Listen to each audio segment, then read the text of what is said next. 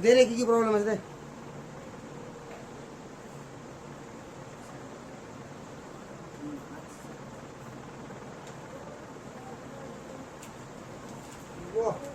কোথায় পেলি রে? KgCl হোল টয়েস মাইনাস আয়ন পাই বন্ধনীর সংখ্যা কত? তারপরে তোর হচ্ছে 3 আর 5 আর 7 না? নিচের কোন অণুটির সকল বন্ধনীগুলো এক প্রকার নয়? আচ্ছা। আর প্রদত্তগুলির মধ্যে কোন ধ্রুবীয় আয়নটি অণুটির কেন্দ্রীয় পরমাণু sp2 সংকরায়িত?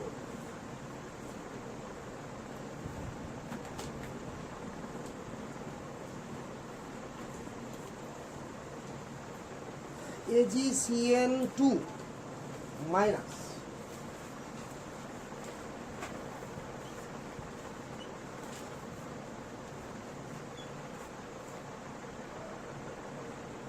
বাসি দেওয়া আছে AgCN2 মাইনাস। এখানে কটা পাই বন্ড আছে? তো এগুলো বন্ধনগুলো শিখতে পারবি না এখন, মুখ করে দিচ্ছি না। এখানে আছে কিরকম দেয়, CN এখানে ইলেকট্রন দিয়েছে, অসমযোজী বন্ধন আছে।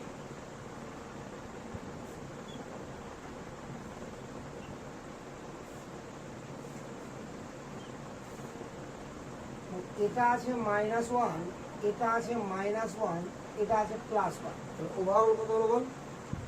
-1। আরে হয়েছে। এবার দেখ যে এখানে কিরকম বন্ধন আছে, দেখ। হ্যাঁ চলে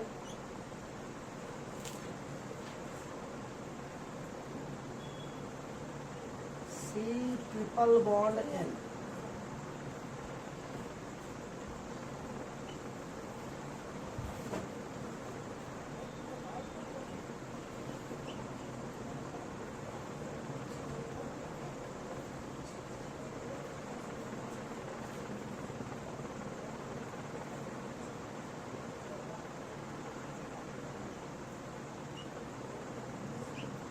এরকম আছে, দেখ কার্বন কটা আছে, খেয়াল আছে।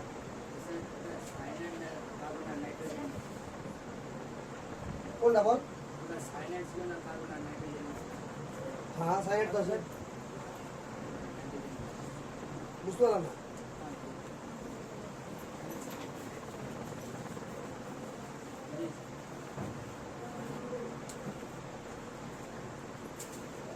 আর কিছু তারপর কিছুটা দেয়।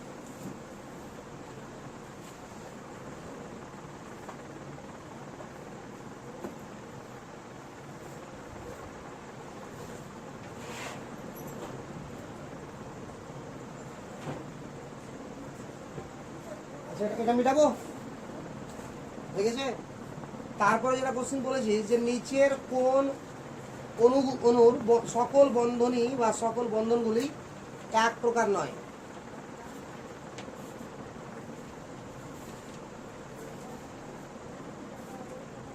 কি দেওয়া আছে বলতো? AlF3, আর কি দেওয়া আছে? NF3 নাকি? তারপর কি দেওয়া আছে ওখানে? ClF3,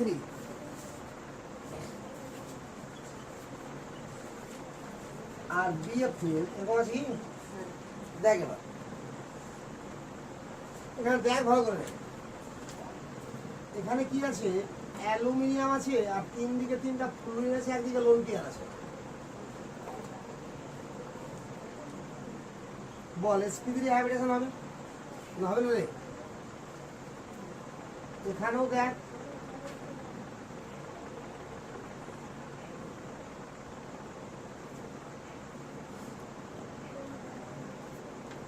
এখানেও দেখ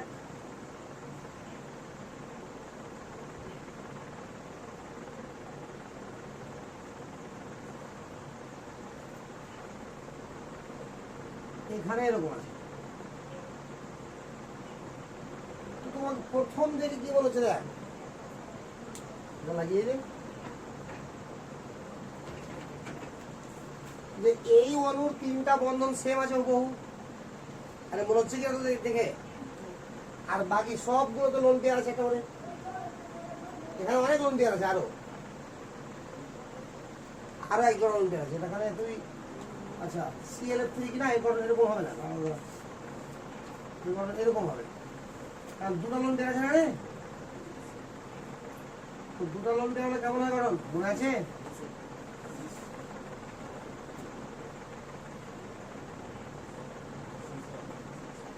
না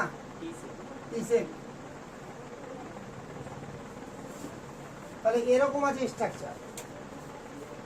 এবার এখানে দেখতে হবে যে কোন জায়গাতে সমস্ত বন্ধনই এক রকমের না, কোশ্চেন এটা।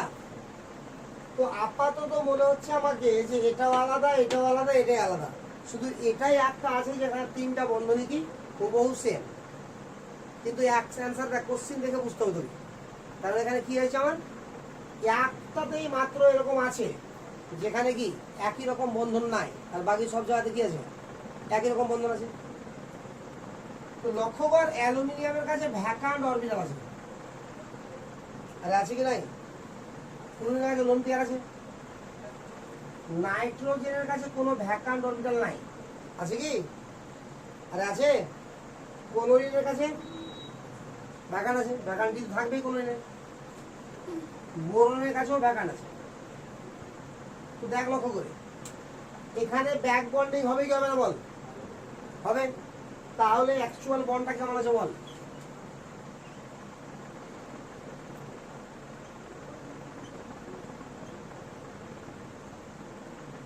কখনো ব্যাক বন্ডিং এর সঙ্গে হবে, কখনো ওর সঙ্গে, কখনো ওর সঙ্গে। আরে বুঝা গেল? এখানেও ব্যাক বন্ডিং হবে, এখানেও ব্যাক বন্ডিং হবে, এখানে কোনো ব্যাক বন্ডিং হবে কি? তাহলে যেখানে ব্যাক বন্ডিং হবে না সেখানে কি হবে বল? আরে বল সমস্ত বন্ধন সমান কি করে হবে? এটা আলাদা আছে না, টুইন লোন দিয়ে আছে না, কিন্তু থেকে গেল এরকম হয়ে। তাহলে অ্যান্সার কোনটা বুঝতে পারলি না? কি দেওয়া অ্যান্সার? কিন্তু এখানে দুটো হয়ে যাচ্ছে অ্যান্সার, হ্যাঁ দুটো হয়ে যাচ্ছে এখানে একই রকম অ্যান্সার। এটাও হবে না একই রকম বন্ধন, এটাও হবে, ঠিক আছে? কিন্তু অ্যান্সারটা ব্যাক বন্ডিং দিয়ে দুটো দেয়নি, এখানে দু রকম বা ব্যাক বন্ডিং দিয়ে দুটো অ্যান্সার চলে আসছে, তোর অ্যান্সার করা দরকার একটা দরকার নাকি? তো এখানে লক্ষ্য কর সবগুলো টেট্রাহাইড্রাল বন্ড, কিন্তু এখানে দেখ দুটো অ্যাক্সিয়াল আছে আর ইকুইটোরিয়াল আছে। আর আগে শিখেছিলাম কি অ্যাক্সিয়াল বন্ড লম্বা, ইকুইটোরিয়াল বন্ড ছোট, এর বন্ড এনার্জি বেশি, এর বন্ড এনার্জি কম। তাহলে সরাসরি বলতে গেলে ব্যাক বন্ডিং ছাড়া এর বন্ধনটা কি আছে আলাদা। আরে বুঝতে পারলি বলে না? তাহলে দুটো অ্যান্সার থাকলে অ্যান্সার এটা এবং এটা হতো, আর একটা অ্যান্সার হলো এটা। বুঝতে পারবে তো না? বুঝতে পারলি না বল? এখানে ব্যাক বন্ডিং অ্যান্সার দিতে হবে না, অ্যাক্সিয়াল আর ইকুইটোরিয়াল দিতে হবে। তার তো কোশ্চেন কি আছে বল?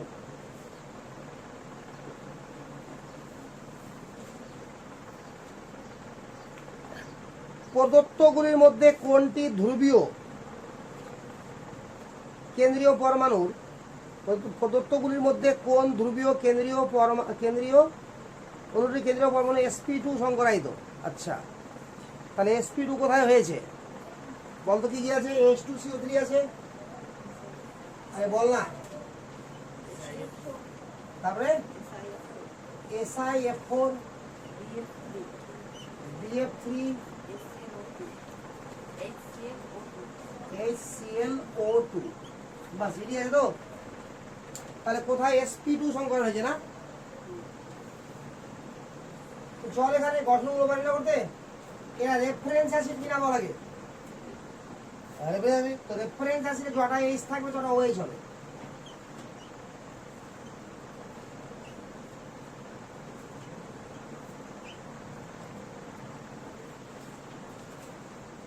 বল হাইব্রিডেশন কি? sp2 হয়েছে রে, এখানে চলে আয়।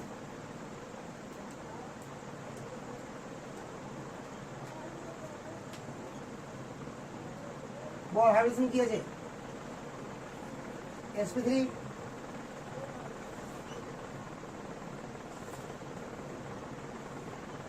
বল হাইড্রোজেন কি আছে বল ফরওয়ার্ড sp2 এখানে ক্লোরাস অ্যাসিড তাহলে আমার ক্লোরিক অ্যাসিডেও কি হয় ক্ষারগাইতে এক আর ক্লোরাস অ্যাসিডও ক্ষারগাইতে কত হয় এক এক থেকে কমে না তাহলে একটা কি আছে আমার বল OH আর একটা কি আছে বল ডাবল বন্ড আর লোন পেয়ার কটা আছে বল তিনটা গেল তো চারটা আরো আছে না দুটো লোন পেয়ার আছে হয়ে গেল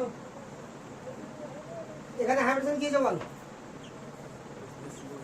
sp3 দুই পাঁচ দিন না সিগমা দুটো না এখানে একটা সিগমা এখানে সিগমা একটা এবার বল কোশ্চেনে কি ছিল কোনটা sp2 তো কটা sp2 আছে বল দুটো এবার এটা ধ্রুবীয় পোলার না এটা পোলার এটা পোলার এটা তো পোলার না কারণ সব দিকে বন্ড কি আছে হুবহু সেম আছে কি না রে এবার কোশ্চেনটা বল তাহলে অ্যান্সার কোনটা প্রথমটা কারণ পোলারও বলেছে আবার মানে sp2 ও বলেছে ধ্রুবীয় বলেছে sp2 এটা অ্যান্সার আর কোনো প্রবলেম এই উল্টাবো অনুশীলনীতে 4 নম্বর গোল করে দেওয়া আছে আচ্ছা দু একটি বাক্যের সাথে 3 ইলেকট্রন বন্ধন যুক্ত একটি যৌগের উদাহরণ দাও তো B2H6 হ্যাঁ 6 এর শূন্যস্থান পূরণ করবো ClO4 মাইনাস আয়নের নিঃসঙ্গ ইলেকট্রন জোড়ের সংখ্যা কত গুণ কর হিসাব কর আগে ClO4 মাইনাস আঁকতে পারবি কিনা বল আগে এটা কোথেকে এসছে আগে এটা বল হ্যাঁ আয়নটা আসলো কোথেকে সব শিখানো আছে ভালো করে চিন্তা কর না পারলেও কোনো ব্যাপার না এমনি আঁকতে পারবি ছাড় আগে আরে ClO4 থেকে এসছে HClO4 পার ক্লোরিক অ্যাসিড থেকে এসছে তো ছাড় ওগুলো এখানে দেখ আগে ক্লোরিন আছে না আর কি আছে মাইনাস আছে একটা তো Cl এর চারদিকে 4টা অক্সিজেন দিয়ে তো আগে তাহলে দেখা যাচ্ছে মাইনাস আছে তো কোনো একটা অক্সিজেনের উপরে মাইনাস চার্জ দিতে হবে আমাকে আর হবে কি না তাহলে যার উপরে মাইনাস দেবো সে কটা বন্ধ করবে একটা আর বাকিটা কটা বন্ধ করবে বল দুটা হয়ে গেছে বল ক্লোরিনের আউটার সেলে ইলেকট্রন কটা থাকে তো 7টাই বন্ড করে নিয়েছে কি করেনি এখানে তাহলে আর কোনো লোন পেয়ার আছে কি নাই প্রত্যেকটা অক্সিজেনের কাছে দুটো লোন পেয়ার থাকে কি থাকে না বল কেন থাকে অক্সিজেনের বাইরে ইলেকট্রন কটা বল 6টা তাহলে দুটা ইলেকট্রন বন্ড করে নিয়েছে তাহলে বাঁচলো কটা 4টা বুঝা গেল তো তাহলে এখানে অক্সিজেনের বাইরে কটা ইলেকট্রন আছে বল 7টা তাহলে মাইনাস আছে না নরমালি অক্সিজেনের বাইরে থাকে 6টা এখানে মাইনাস চার্জ আছে মানে একটা গ্রহণ করেছে তো বাইরে কটা হলো 7টা কারণ তো বন্ড করা করেছে একটা তাহলে পড়ে থাকলো কটা 6টা তাহলে লোন পেয়ার কটা হলো রোল আর এক জোড়া মানে একটা লোন পেয়ার তো 2টা 4টা 6টা 6 দিনে তাহলে টোটাল লোন পেয়ার কটা আছে 9টা হ্যাঁ বল না 14 নম্বর না CH3OH এর দ্বিমেরু ভ্রামকের মান H2O অপেক্ষা আচ্ছা কম না বেশি এটা তো কোশ্চেন এই তো CH3OH এর দ্বিমেরু ভ্রামকের মান H2O অপেক্ষা কম না বেশি চল এটা বুঝতে পারি না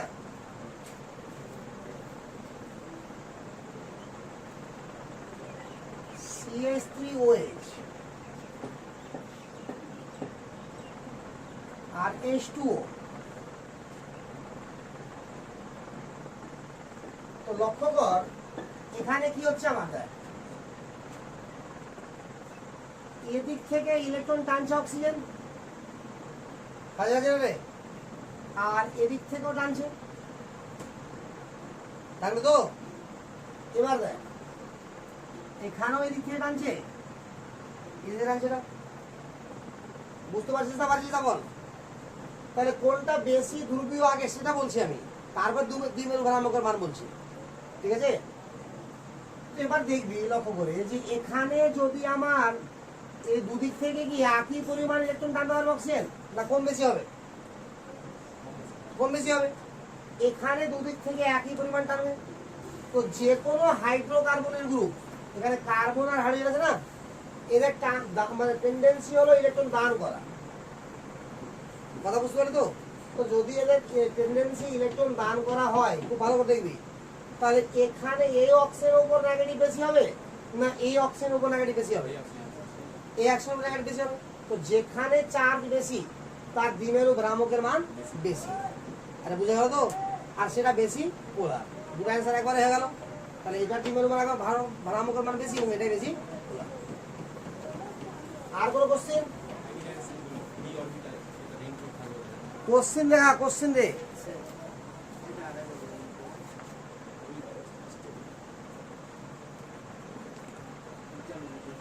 কোনটা? Stabilized carbocation is organic chemistry.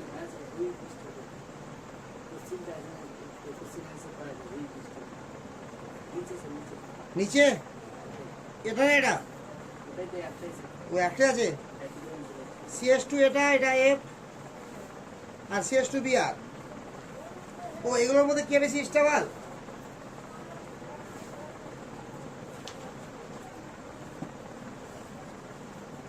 CS2 CS3, এটা একটা কার্বোকার্বন আছে CS2F, এটা আর একটা কার্বোকার্বন আছে। আর কি আছে বল? CS2Br, এখানে আর একটা কার্বোকার্বন আছে। বাস, এই তিনটার মধ্যে কে বেশি স্টেবল? তো তো দেখ লক্ষ্য করে, এটা হাইড্রোকার্বন আছে না, এর টেন্ডেন্সি কি ইলেকট্রন দান করা। তাহলে বল কার্বোক্যাটায়নের স্টেবিলিটি কি করে ভাবতে হয়? শোন আগে, যে কার্বোক্যাটায়ন মানে তোর মাথার উপর কি থাকবে? পজিটিভ চার্জ থাকবে, থাকবে তো? তো যার মাথাতে পজিটিভ চার্জ, এখন যে চার্জই হোক না কেন, পজিটিভ হোক আর নেগেটিভ হোক, সেই চার্জের পরিমাণটা যত কম হবে তত তার স্টেবিলিটি বেশি হবে, কথা বুঝলি? তো এখানে পজিটিভ চার্জ আছে, নেগেটিভ আছে, পজিটিভ। তাহলে পজিটিভ চার্জ কিভাবে কমতে পারে? গ্রহণ করে না বর্জন করে? গ্রহণ করে। পজিটিভ আছে মানে ইলেকট্রনের ঘাটতি আছে না। পজিটিভ কি করে হয়? ক্যাটায়ন কি করে হয়? ইলেকট্রন বর্জন করে হয় কি হয় না? ভালো করে ভাব, ওইরকম ভাবে ভাবিস না যে ঘাটতি থাকলে প্লাস আছে মানে দিবে, এরকম ভাবিস না। এখানে পজিটিভ আছে মানে কি আছে বল?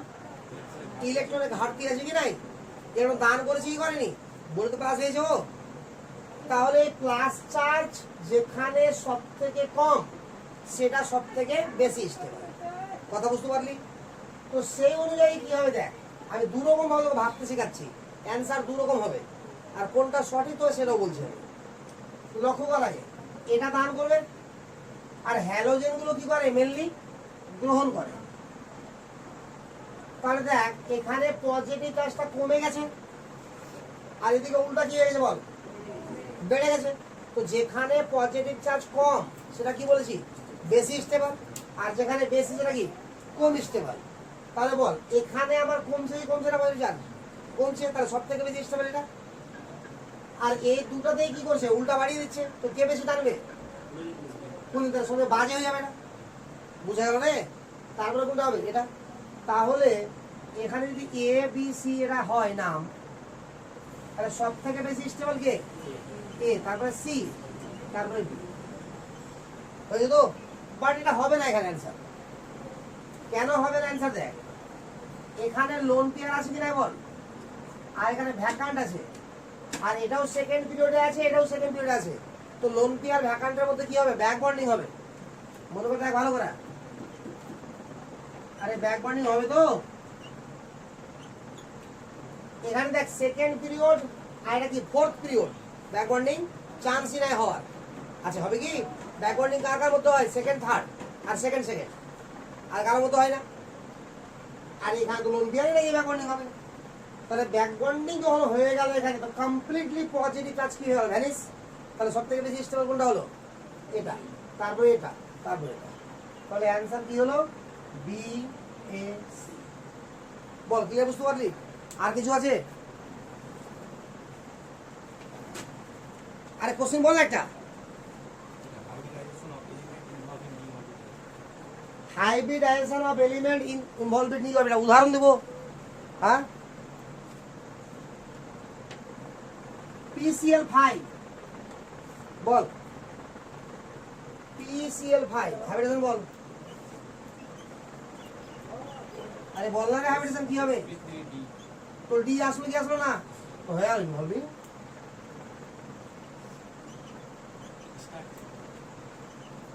sp3 d। হ্যাঁ, এবার কি বলবো বল?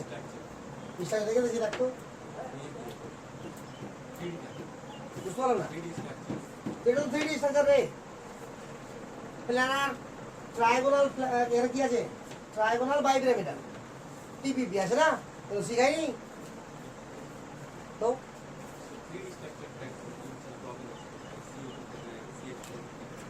কেন প্রবলেম হবে? তো হাইব্রিডেশন করলে তো হয়ে যাবে সব, একটা তো প্রবলেম হবে না। কারণ হাইব্রিডাইজেশন যদি এসপি হয় তো কি হবে? সরলরৈখিক হবে। হাইব্রিডাইজেশন যদি sp2 হয় তাহলে কি হবে? প্ল্যানার হবে, ট্রায়াগোনাল প্ল্যানার। sp3 হলে কি হবে? টেট্রাহেড্রাল। sp3d হলে কি হবে? ট্রায়াগোনাল বাইপিরামিডাল। sp3d2 হলে কি হবে? Octahedral by square bipyramidal. আর sp3d3 হলে কি হবে? Pentagonal bipyramidal. তো এই স্ট্রাকচারগুলোই তো আমারই 3D স্ট্রাকচার। তো হাইব্রিডাইজেশন করতে পারলে হয়ে গেল।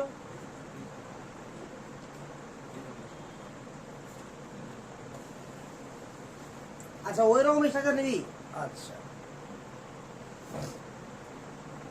চল এটা স্ট্রাকচার দেখে না।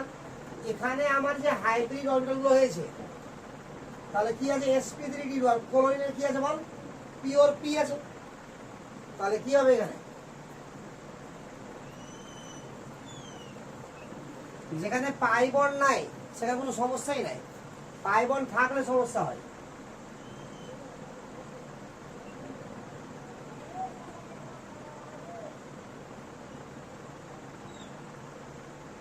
হয়ে গেল। আর কোলনের পিওর পি আছে।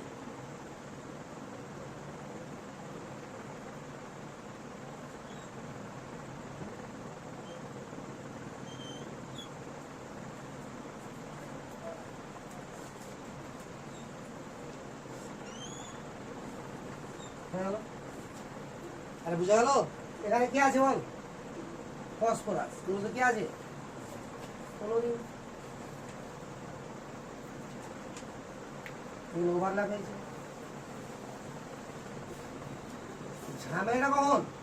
যখন পাই বন্ড আসবে, এবং দুটা পাই বন্ডের জন্য আরো ঝামেলা।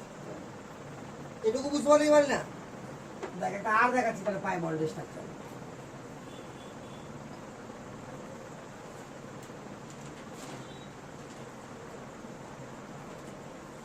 ধরলে অ্যাসিডিন আছে, তাহলে হাইড্রোজেন কি হয়েছে? sp। আর হয়েছে হয়নি? তাহলে sp অরবিটাল কেমন হয় বল?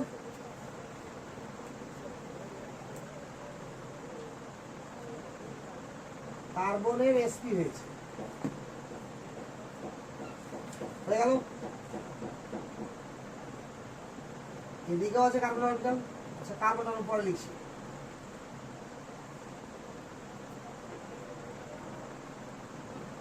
এদিকে কে লাগছে বল? এস। Hydrogen 1s। আর এতটুকু বুঝতে পারলি কি পারলি না? এবার দেখ, দুটো পাই বন্ড আছে না কার্বনের, আছে কি না? তাহলে এখানে px এর ফিগার যদি এরকম হয় তো দুটো সমান্তরাল থাকবে।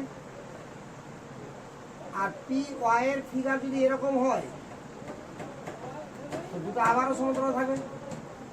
তাহলে x এর সঙ্গে x লাগা আর y এর সঙ্গে y লাগা।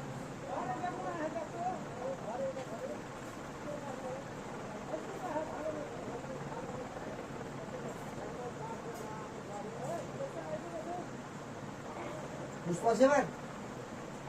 বুঝছে? তাহলে এই হচ্ছে স্ট্রাকচার। পারবি আঁকতে? পার না পারবি না? আর কিছু? ক্যানোনিক্যাল মানে রেজোনেন্স গঠন।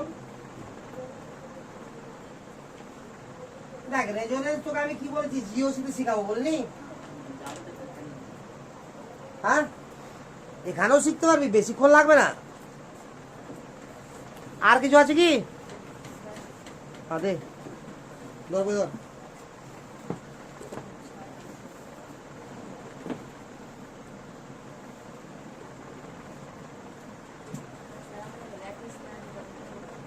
ল্যাটিস এনার্জি কি হলো?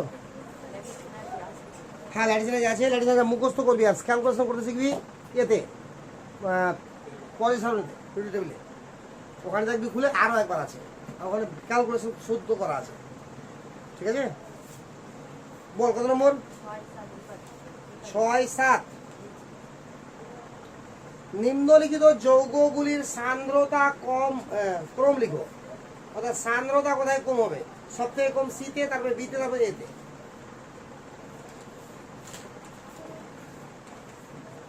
দেখ আগে এখানে একটা ফিজিক্স চলে আসলো, ঠিক আছে? সান্দ্রতা,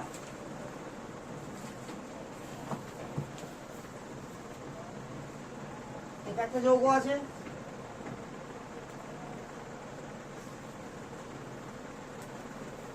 এটা একটা যৌগ আছে,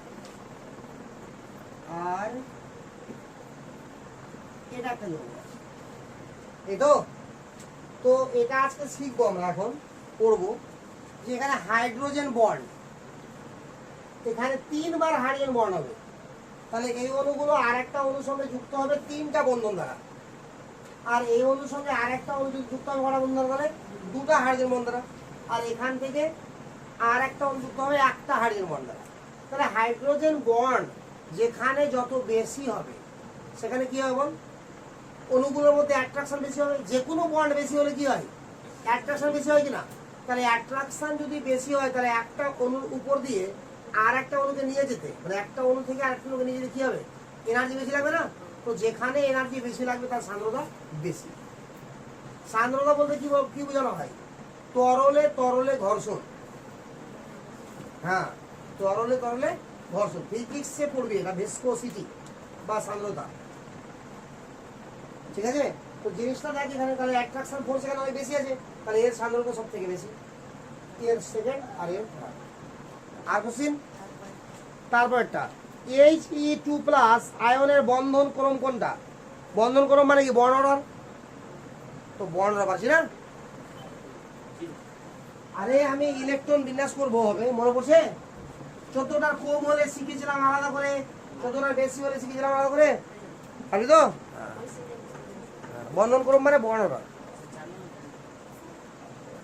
দাঁড়া, ক্যামেরা হিলে গেছে।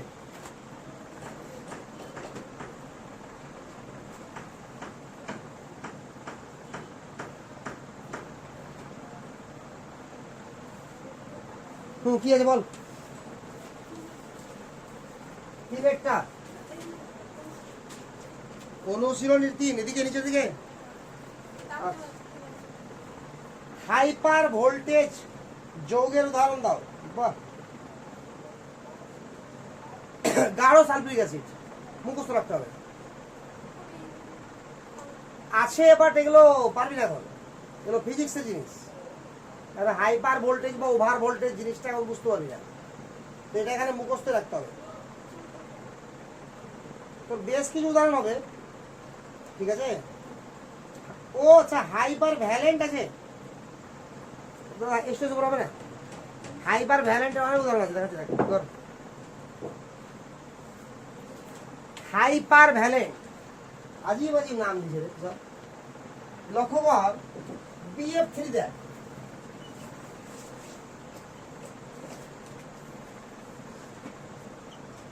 এটা করুন। তারপরে বল CH4, এটা করুন। কোন লোনটি এখানে আছে কি? এখানেও নাই। তারপরে চলে আয় অ্যামোনিয়া,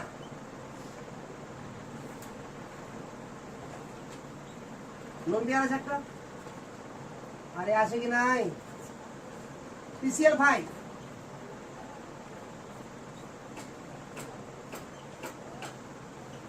SF6, কতগুলো এক্সাম্পল দিলাম, ঠিক আছে? এবার দেখ এখানে চলে আয়, বোরন আছে না, বোরনের ইলেকট্রন সংখ্যা কত যৌগের মধ্যে, মানে শেয়ার্ড ইলেকট্রন বলা হয় এটাকে। তো দেখ এখানে বোরনের কাছে কোনো লোন পেয়ার আছে, লোন পেয়ার নাই। তো শেয়ার্ড ইলেকট্রন বলতে বোঝায় bond pair plus lone pair. তাহলে বোরনের কটা বন্ড দেখতে পাচ্ছিস? তো 3 দুগুণে 6টা ইলেকট্রন, আর হয়েছে, আর কোনো লোন পেয়ার নাই, তাহলে কটা হলো? 6টা। তাহলে এখানে শেয়ার্ড ইলেকট্রন হলো 6 ইলেকট্রন। তাহলে এখানে কত হবে বল? 8 নাকি রে? এখানে বল কত হবে বল? কে বলেছে 7টা? জীবনে হয় 7টা? লোন পেয়ার মানে 2টা ইলেকট্রন আছে এখানে, 8টা। এখানে বল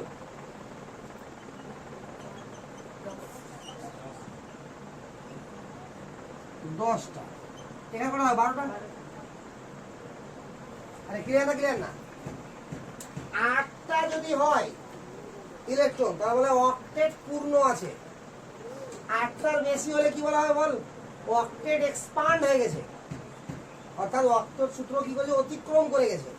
আর যখন অতিক্রম করে যাবে তখন তাকে বলা হয় হাইপার ভ্যালেন্ট। আর এখানে কি আছে বল? অক্টেট সূত্র কমপ্লিটই হয়নি, বেশি কি ইনকমপ্লিট অক্টেট আছে, তো তাকে বলা হবে হাইপো ভ্যালেন্ট। এবার বোঝা গেল কি? আর কোনো কোশ্চেন? কোশ্চেন পড়, অ্যান্সার করে দিস সব।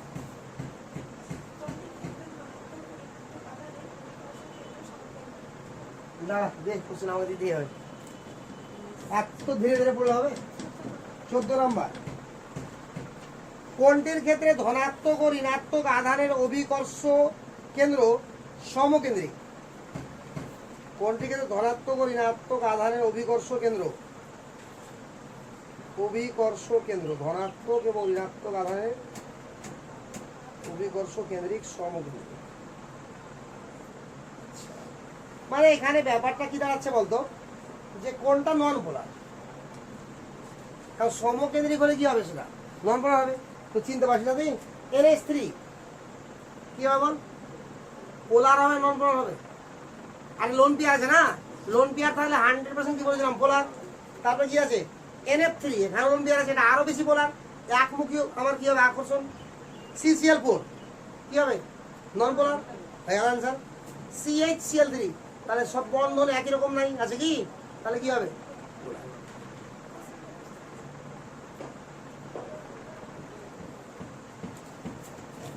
তাহলে শুরু করি এবার। কি আরো কারো কোনো প্রবলেম আছে? কারো নাই তো? আছে তো বল, যত রকম প্রবলেম আছে না।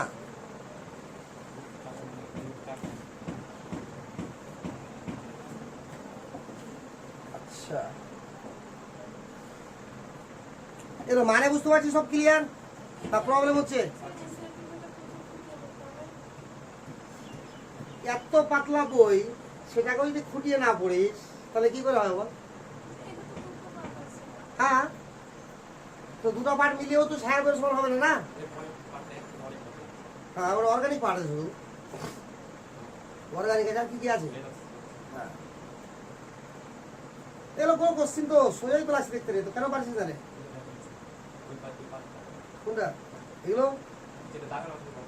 আর এগুলো এগুলো বেরলেছিস? হ্যাঁ, এতগুলো পারিস নি?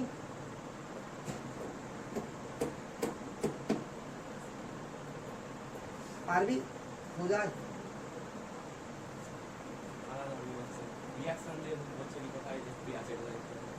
হ্যাঁ, তো কি হলো?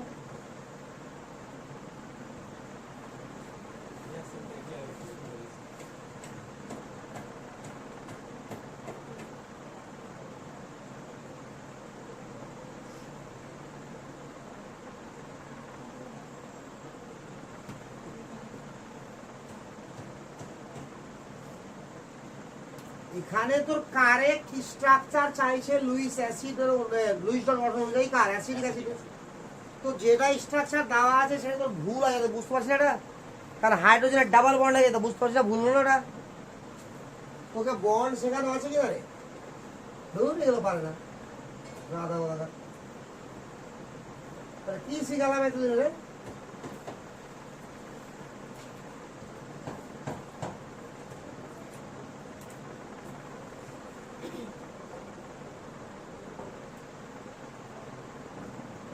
এটা তো আছে রে গঠন বলছে এটা তো ভুল আছে ওরও স্বীকার করছে ভুল আছে তাহলে কারেক্ট কি হবে তো কারেক্ট কি হবে এখানে ডাবল করে দেবো গেল কারেক্ট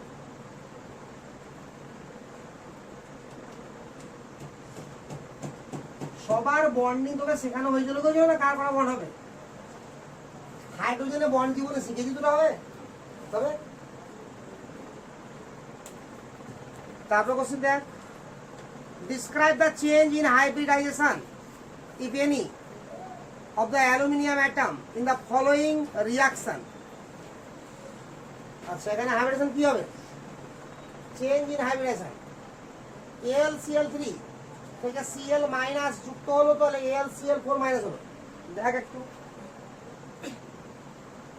আসলে মানে বুঝতে পারছিস না ঠিক আছে কি নাই তোরা বেশি ছোটতে এনসিআরটি ধরেছি মনে হয় নাকি রে আরে বল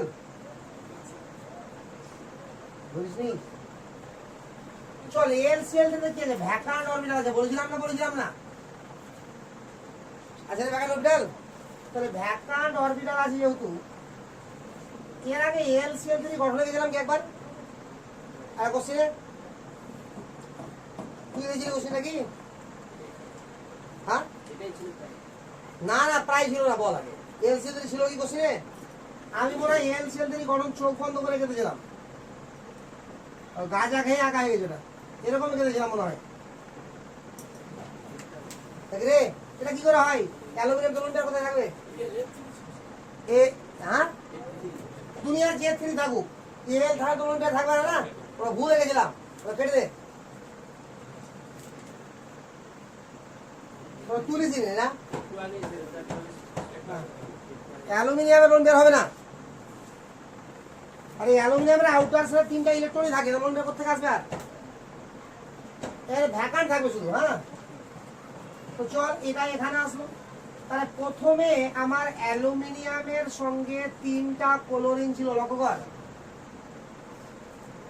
তাহলে হাইড্রোজেন কি ছিল বল sp2 পরে একটা ক্লোরিন এখানকার ভ্যাকান্টকে দান করেছে তাহলে এরকম হয়েছে তাহলে এখানে আমার অ্যালুমিনিয়াম কটা আছে বল ক্লোরিন কটা আছে হ্যাঁ চারটা আছে এটা মাইনাস হয়ে গেছে ঠিক আছে তাহলে হাইড্রোজেন কি যেমন হয়ে গেল স্যার যে হাইড্রোজেন কোথায় কোথায় গেছে তাহলে স্পিড দিয়ে স্পিড দিয়ে গেছে বুঝে গেছে তারপরে বলছি কি is there any change in the hybridization of boron and nitrogen atom as a result of the following reaction কি তো বাবা তোর পর পারবি আর সব পড়াই না শেষ করতে হবে না চ্যাপ্টারটা ল্যাটিস শক্তি পড়াবো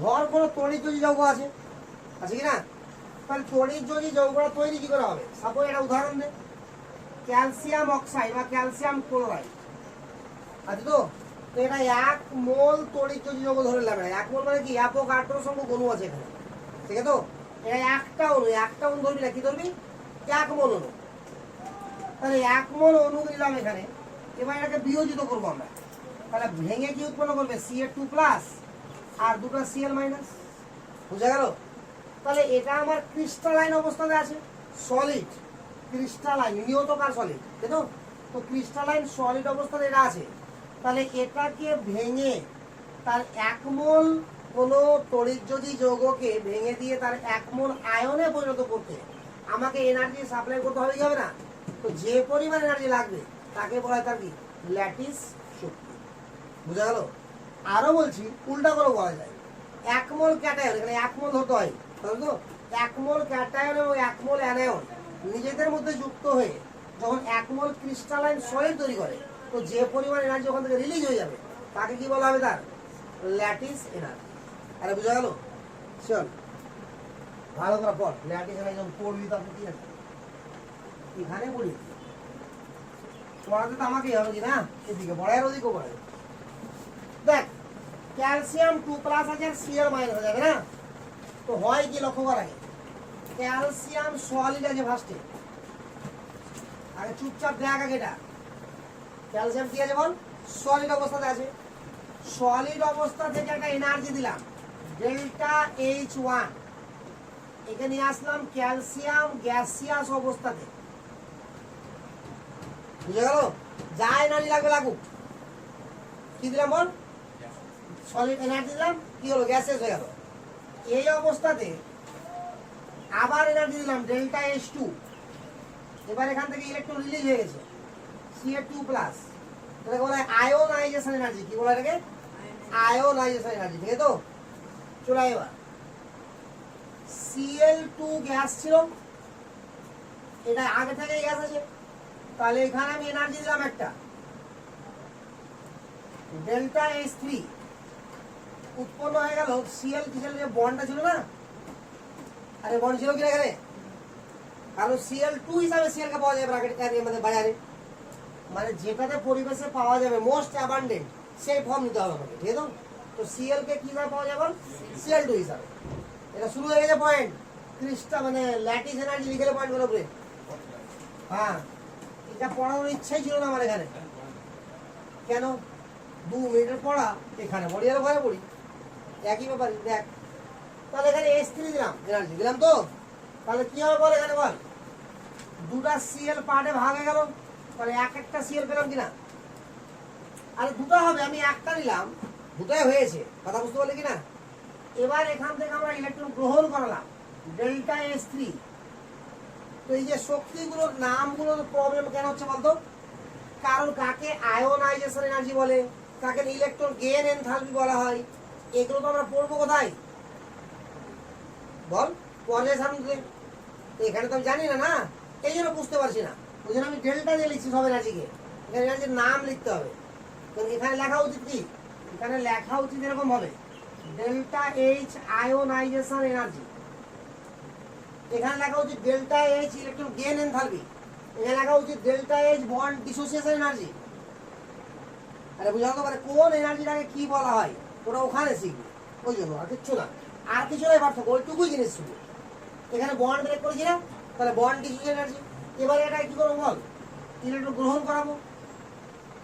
আরে বুঝা গেল তো? তো লাগবে কটা, দুটো দিলাম, বুঝা গেল? এটা বলা ইলেকট্রন গেইন এনথালপি। এবার দেখ এই দুটা যুক্ত হবে তো হবে না বল এবার, আরে যুক্ত হবে তো,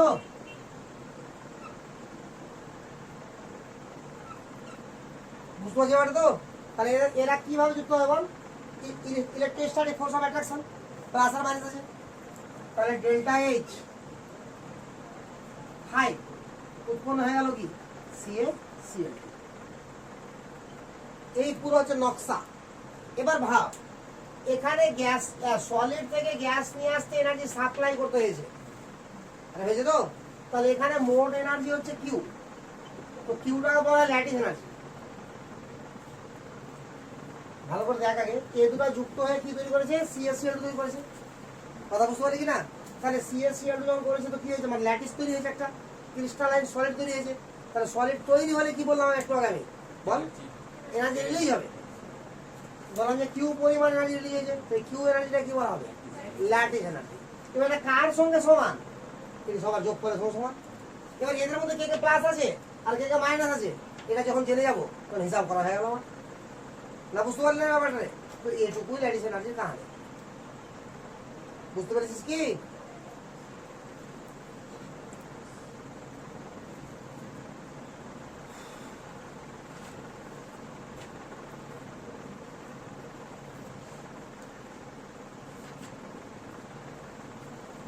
চল পয়েন্ট কর, হাইড্রোজেন বন্ড,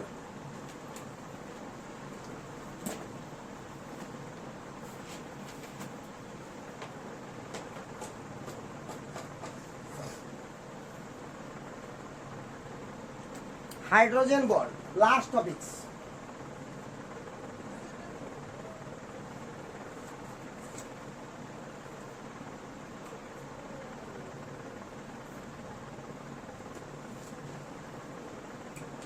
তো এটা হচ্ছে এক ধরনের ডাইপোল ডাইপোল ইন্টারাকশন। যখন ডাইপোল ডাইপোল ইন্টারাকশন লিখেছিলাম তখন বলেছিলাম না, যদি একটা উপাদান হাইড্রোজেন হয়ে যায় আর ফোর্স অফ অ্যাট্রাকশনের ভ্যালু কত হয়ে যায় 8 থেকে 42 কিলো জুল, তো তাকে কি বলা হবে? Hydrogen ball. It is a type of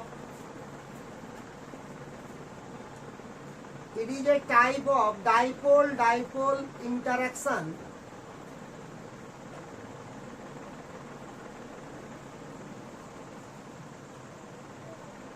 which can be represented as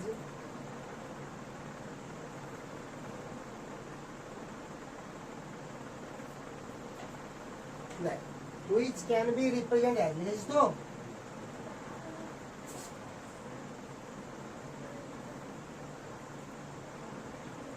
H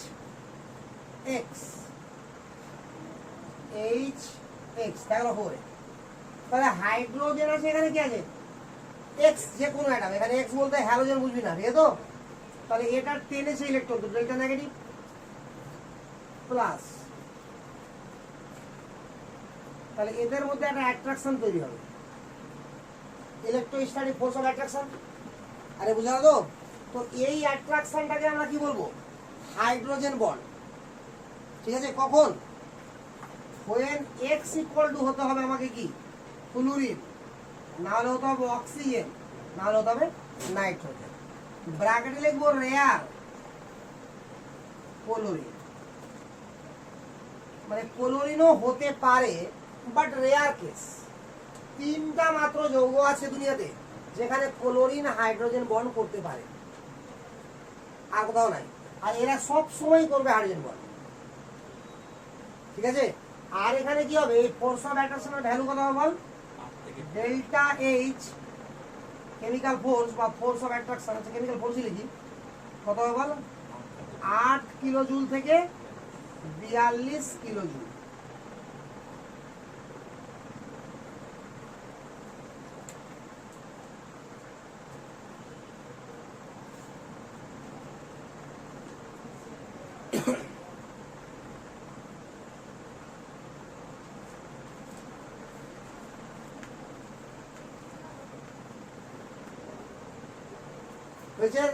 লিখা এবার নিচে লিখ, the force of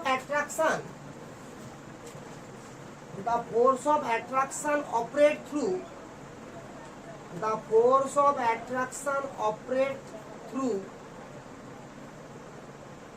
lone pair. The force of attraction operate through lone pair present on the X atom.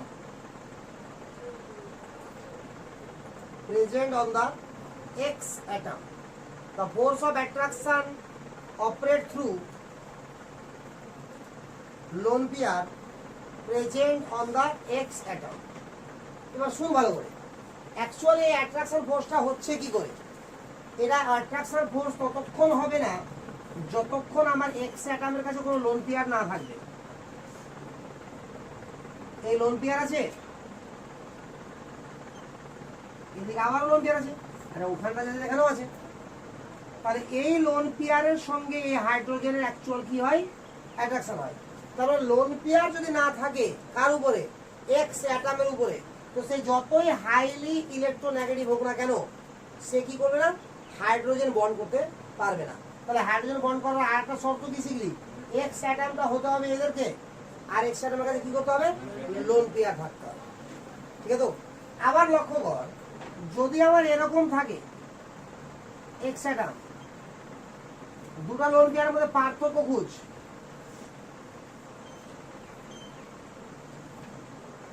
কি বুঝতে পারছিস বল রে? সব শেখানো আছে, বলে পারবি।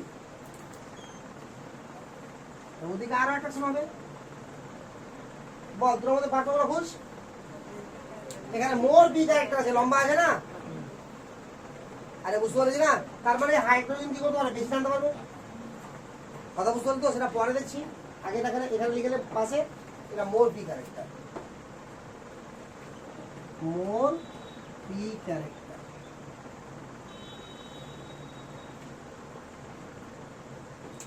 তোর আজকে একটু প্রবলেম হবে, বুঝতে পারলি কি না? প্রথম দিন কি না শেষ হয়ে যাবে, এরপরের দিন নতুন আর প্রবলেম হবে না।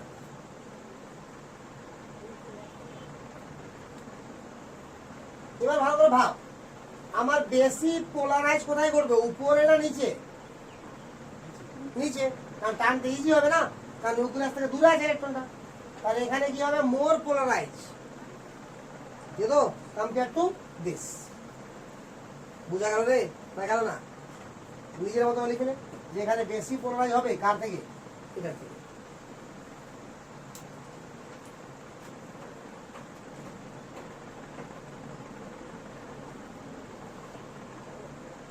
আচ্ছা মিটা বইনি বুঝে তুলা। এবার দেখ যে বইয়ে তোর লেখা থাকবে কি, হাইলি ইলেকট্রোনেগেটিভ অ্যাটমের সঙ্গে যখন হাইড্রোজেন বন্ড যুক্ত থাকবে তখন কি হবে, ওই হাইলি ইলেকট্রোনেগেটিভ বন্ড, মানে এভাবে দেখাচ্ছে দেখ। আচ্ছা বইয়ের সঙ্গে লিখবি না, এটা শুধু শুনে দেখ, আর ভুল আছে না। বলছে এইচ বন্ড এফ আছে, আবার এইচ বন্ড এফ আছে, এখানে হাইড্রোজেন বন্ড হবে কোনো সন্দেহ নাই, এটা এখানে হাইড্রোজেন বন্ড হবেই, কারণ ফ্লুইড আছে, রন্টিয়ারও আছে এখানে, না নাই রে? তো বইয়ের সংজ্ঞাটা দেখা থাকবে এরকম, হাইড্রোজেন বন্ড যখন কোনো তীব্র তড়িৎ ঋণাত্মক পরমাণুর সঙ্গে যুক্ত থাকে সমযোজী বন্ধন দ্বারা, তখন ওই তীব্র তড়িৎ ঋণাত্মক পরমাণুটি তার তড়িৎ ঋণাত্মকতা ধর্মের জন্য বন্ধন জোড় ইলেকট্রনটাকে নিজের দিকে টেনে নিয়ে আংশিক নেগেটিভ চার্জগ্রস্ত হয়, এবং হাইড্রোজেন পরমাণু কি হয়, আংশিক পজিটিভ চার্জগ্রস্ত হয়। এই আংশিক নেগেটিভ চার্জগ্রস্ত হাইড্রোজেন পরমাণু অন্য কোনো হাইড্রোজেন আংশিক পজিটিভ চার্জগ্রস্ত হাইড্রোজেন পরমাণুর সঙ্গে একটা দুর্বল অ্যাট্রাকশন বল তৈরি করে, বা দুর্বল ফোর্স অফ অ্যাট্রাকশন তৈরি করে, বা দুর্বল আকর্ষণ বল তৈরি করে। ওই আকর্ষণ বলটার নামই কি, হাইড্রোজেন। ওই এভাবে লেখা থাকে। তাহলে এই ভাষার মধ্যে কোনো লোন পেয়ার কথা আসলো কি, আসেনি, কিন্তু লোন পেয়ার না থাকলে হবে না। ফর এক্সাম্পল, কার্বন যদি কোথাও sp হাইব্রিডেশন করে, তাহলে sp মানে s ক্যারেক্টার কত, 50%, তাহলে s একটা আর p একটা, দুটো মিলে 100, তাহলে s কত হলো, 50%। sp2 তাহলে s একটা আর p দুটো, মোট করা হলো 3টা, তো 3টা মিলিয়ে কত হলো 100%, তাহলে s কত ক্যারেক্টার, 33%। sp3 এখানে s ক্যারেক্টার কত, 25%। তো s ক্যারেক্টার বাড়ার সঙ্গে সঙ্গে, অর্থাৎ sp3 থেকে যখন sp এর দিকে যাচ্ছে, তো s ক্যারেক্টার বাড়ছে কি বাড়ছে না? sp3 থেকে যখন sp এর দিকে যাচ্ছে, তাহলে s ক্যারেক্টার বাড়ছে কি বাড়ছে রে? তো s ক্যারেক্টার বাড়ার সঙ্গে সঙ্গে মৌলের তড়িৎ ঋণাত্মকতা অটোমেটিক্যালি বাড়তে থাকে।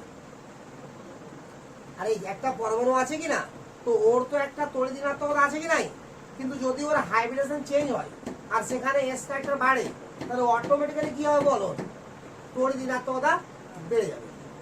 যদি কার্বনের হাইব্রিডাইজেশন sp হয়, তো তার তড়িৎ ঋণাত্মকতা নাইট্রোজেনের সমতুল্য হয়ে যায়। তো নাইট্রোজেনের সমতুল্য যদি হওয়া উচিত হয়ে যায়, তাহলে একটু আগে কি লিখলাম আমি, যে হাইড্রোজেন বন্ড কারা করবে, সেই সমস্ত হাইড্রোজেন করবে যেখানে ফ্লুরিন, অক্সিজেন বা নাইট্রোজেন, আর রেয়ার কি ক্লোরিন। আর ভাষা কি বলছে, তীব্র তড়িৎ ঋণাত্মক অ্যাটম এর সঙ্গে যখন হাইড্রোজেন পরমাণু যুক্ত থাকবে, তাহলে অ্যাসিটিলিনের কাহিনী যদি বলি আমি, HC ট্রিপল বন্ড CH, আরে বুঝা গেল না, গেছে বুঝা? আর একটা লিখলাম HCl, HCl বল। এখানে আমার কার্বন দেখ হাইলি ইলেকট্রোনেগেটিভ আছে কিনা বল, কারণ sp হাইব্রিডাইজেশন আছে, আর আছে, তাহলে sp হাইব্রিডাইজেশন আছে, তাহলে এটার ইলেকট্রোনেগেটিভিটি কত, নাইট্রোজেনের সমান প্রায়। তো নাইট্রোজেনের প্রায় সমান, তাহলে এর মধ্যে একটা বন্ড হওয়া উচিত। আরে কথা বুঝতে পারছিস না? কারণ হাইড্রোজেন পরমাণু যদি দেখ, এখানে তো নাইট্রোজেন সমান আছে, দুটো sp আছে কিনা রে, তাহলে কি আছে, এই হাইড্রোজেন যে অ্যাটমের সঙ্গে যুক্ত আছে সেটাও কি হাইলি ইলেকট্রোনেগেটিভ, আর এই হাইড্রোজেন যে কার্বন সঙ্গে যুক্ত আছে সেটাও হাইলি ইলেকট্রোনেগেটিভ। তাহলে একদিকের হাইড্রোজেনের সঙ্গে অন্যদিকের হাইলি ইলেকট্রোনেগেটিভ অ্যাটম তো বন্ড হচ্ছে, তাহলে এখানেও তো বন্ডটা হওয়া উচিত না? যদি আবার নাইট্রোজেন হাইড্রোজেন বন্ড করতে পারে, তাহলে এটাও পারবে। কেন পারবে? কারণ এর তো তড়িৎ ঋণাত্মকতা নাইট্রোজেনের সঙ্গে সমান আছে, তারপরেও পারবে না। কেন পারবে না? কারণ কার্বনের কাছে কোনো লোন পেয়ার নাই। লোন পেয়ার না থাকলে হাইড্রোজেন বন্ড করতে পারবে না। তাহলে এটা এখানে আর এভাবে অ্যারো মার, আর এখানে লিখ।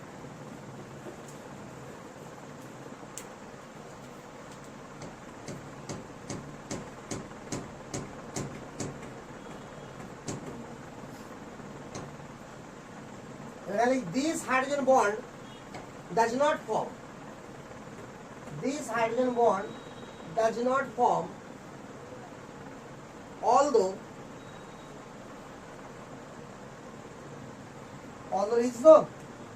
লেখার পরে এভাবে লিখবি, electronegativity of carbon sp,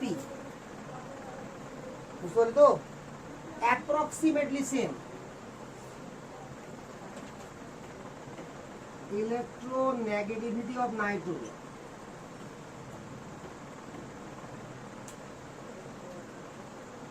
although লিখে না একটা নিচে দিন, because no lone pair present in carbon atom,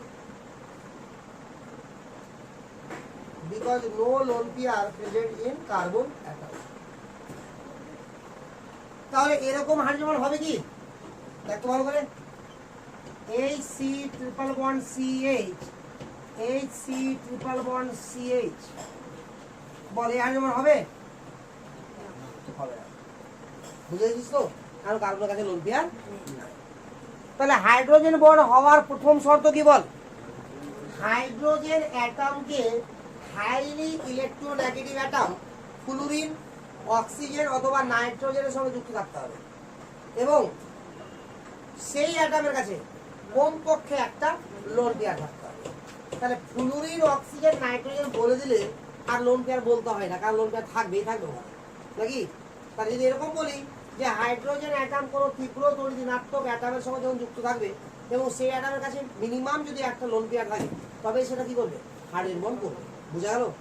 এবার হাইড্রোজেন বন্ড কত রকম সেটা দেখ, type of hydrogen bond.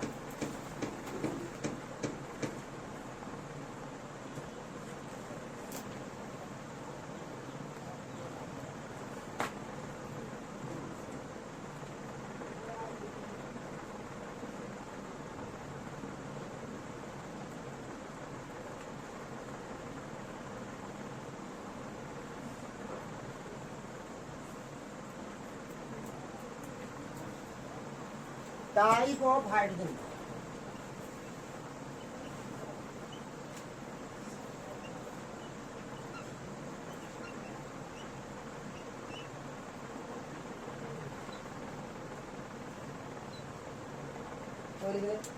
Intermolecular hydrogen bond.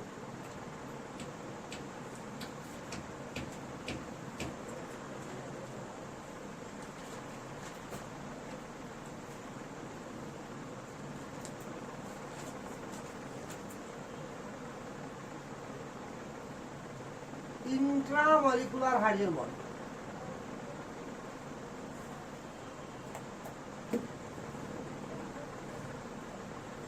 Intermolecular hydrogen bond আর intramolecular hydrogen bond,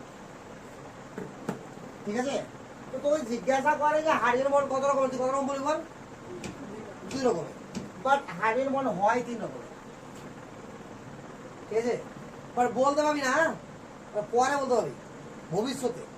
আচ্ছা, পাই হাইড্রোজেন বন্ড, পাই হাইড্রোজেন বন্ড, এটা ব্র্যাকেটে এক্সট্রা লিখে দিবি, হ্যাঁ। পাই ইন্ট্রামলিকুলার হাইড্রোজেন বন্ড জিনিসটা কি শুন আগে। দুটো মলিকুল থাকবে, এই মলিকুলটা সেমও হতে পারে, ডিফারেন্ট হতে পারে, এদের মধ্যে কি থাকবে, হাইড্রোজেন বন্ড থাকবে, তখন তাকে কি বলা হবে, ইন্ট্রামলিকুলার। আর একটাই মলিকুল থাকবে আর তার মধ্যেই কোথাও না কোথাও কি থাকবে, হাইড্রোজেন বন্ড থাকবে।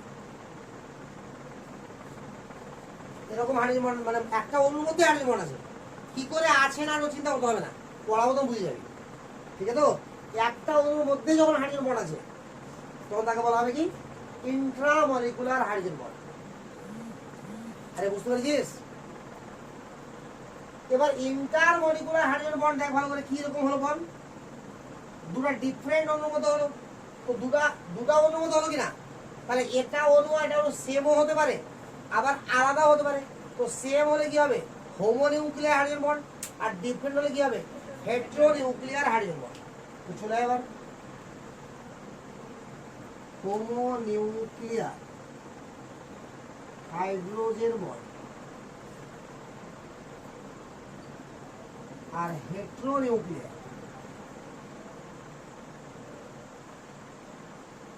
Hydrogen bond.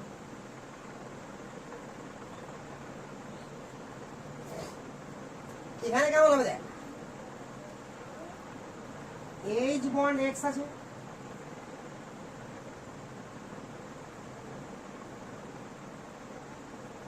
H bond x, এটার মধ্যে বন্ড হলো, তাহলে তো সেম আছে দুটো অ্যাটম, দুটো মলিকুল সেম আছে কিনা। এবার এখানে চলে H x, H x dash same আছে কি আর,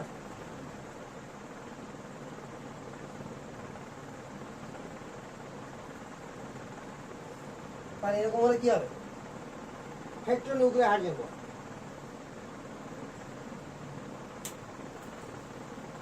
আরে হয়েছে। আচ্ছা, পাই হাইড্রোজেন বন্ডটা কেমন হবে দেখ, এটা জেনারেলি বেনজিনের পাই ইলেকট্রন করে, বেনজিনের মধ্যে পাই বন্ড আছে কিনা, তো বেনজিনের পাই বন্ড চেঞ্জ হতেই থাকে, তাহলে অ্যাকচুয়ালি বেনজিনের পাই বন্ডটা এভাবে গোল করে দেখানো উচিত।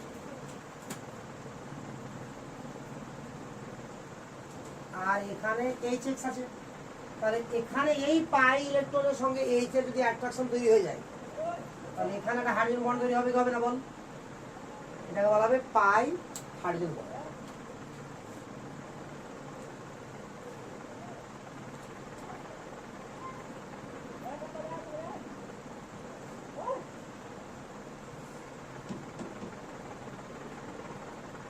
আরে বল, এতটুকু বুঝতে পেরেছিস তো? এবার আমি দেখাচ্ছি একটা করে, দেখুন।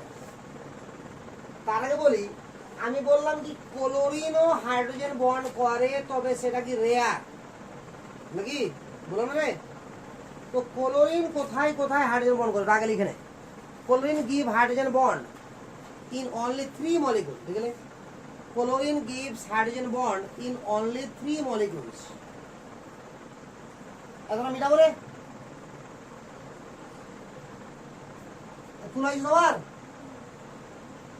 Chlorine gives hydrogen bond only 3 molecules।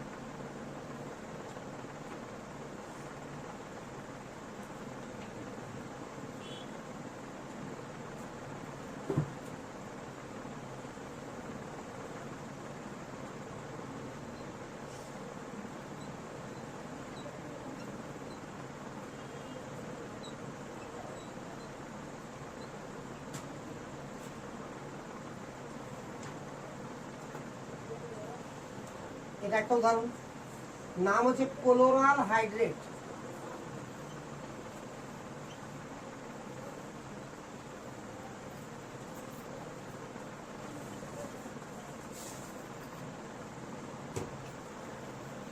ক্লোরাল hydrate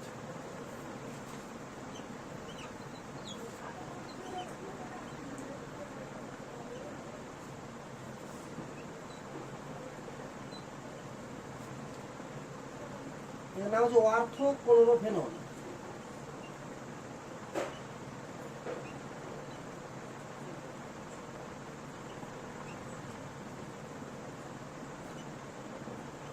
অর্থো ক্লোরোফেনল।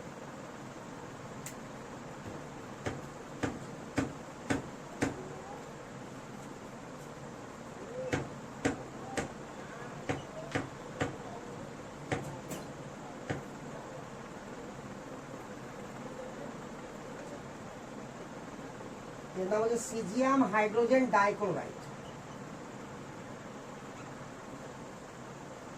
Caesium hydrogen dichloride. বাস, এই তিনটা মলিকুল ছাড়া চতুর্থ কোনো মলিকুল নাই যেখানে আমার কি করবে, ক্লোরিন হাইড্রোজেন বন্ড করবে।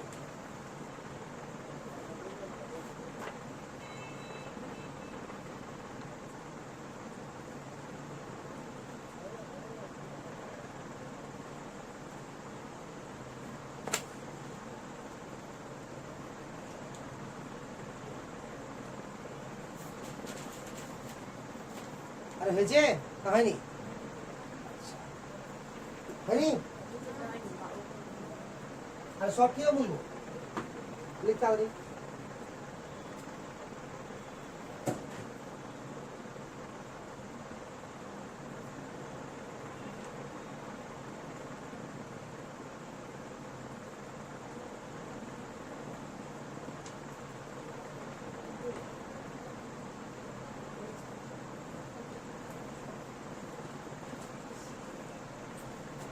সব কতগুলো যৌগের বা হাইড্রোজেন বন্ড দেখাচ্ছি। হ্যাঁ, তুই একদিক থেকে সব বুঝে যাবি এখান থেকে অনেক কিছু।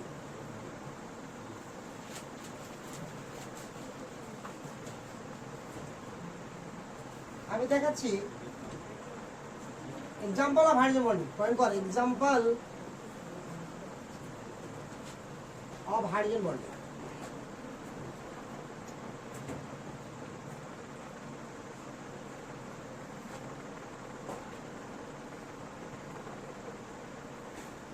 এক নম্বর হলো কোয়ার্থো হাইড্রোক্সি বেঞ্জোইক অ্যাসিড।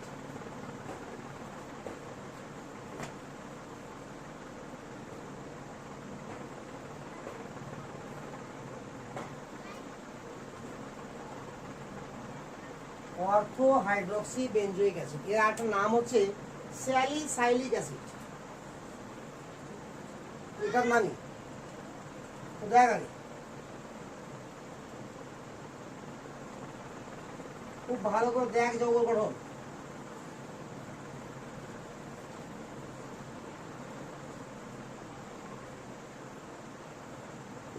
এটা হচ্ছে বেঞ্জোইক অ্যাসিড, সিটা বলো এই কাছে দেখো আছে না রে। এর সঙ্গে অর্থো হাইড্রোক্সি, হাইড্রোক্সি এটা একটা অণু কিনা? অণু তো। লক্ষ্য কর তো এখানে লোন পেয়ার আছে কিনা, আর তাহলে এখানে হাইড্রোজেন আছে। আর হাইড্রোজেনটা আবার যুক্ত কার সঙ্গে আছে? অক্সিজেনের সঙ্গে আছে। তাহলে যে হাইড্রোজেন কার সঙ্গে থাকে বল? অক্সিজেন বা ফ্লুরিন বা নাইট্রোজেন, কেবলমাত্র তারাই হাইড্রোজেন বন্ড করতে পারবে। আর ক্লোরিনের ক্ষেত্রে তিনজনই পাবে লিখে দিয়েছি, আর চতুর্থ কেউ নাই। বল হয়েছে? বলতো এই হাইড্রোজেন বন্ডটা একটা মলিকুলের মধ্যে হয়েছে না ডিফারেন্ট মলিকুলের মধ্যে হয়েছে? একটা তো মলিকুল নাকি? তাহলে একটা মলিকুলের মধ্যে যে হাইড্রোজেন বন্ড হয়, এটা কিসের উদাহরণ?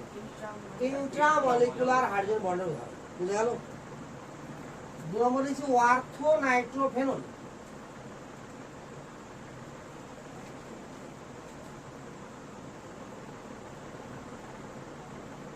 অর্থো নাইট্রোফেনল,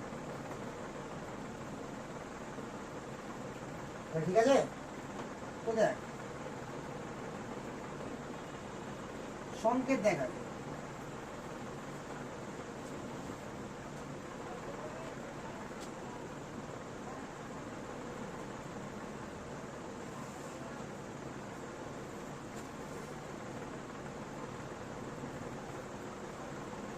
এটার নাম হচ্ছে অর্থো নাইট্রোফেনল। তো আবার দেখো বর্ণচিক হচ্ছে না, বল হচ্ছে?